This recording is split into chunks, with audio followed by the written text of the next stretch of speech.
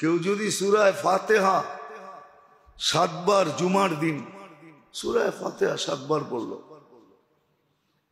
কুল হুয়াল্লাহ 7 বার, ফালাক 7 বার, নাস 7 বার, তো তার পিছনের গুনাহ মাফ।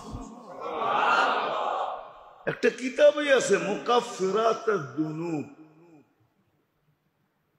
মুকাফফিরাতুদ যুনুব, পিছনের গুনাহ কি কামলে মাফ হয়। একটা কিতাবই আছে যে কোন কোন কাজে পিছনের গুনাহ মাফ হয়ে যায়। কিছু কঠিনও আছে, আবার কিছু একবারে সহজও আছে। একবারে সহজ দেখাই, কষ্টদায়ক একটা সুইও যদি রাস্তার থেকে সরায় দিল তো পিছনের গুনাহ মাফ। সহজ আছে, সহজও করছে। কেমন সহজ?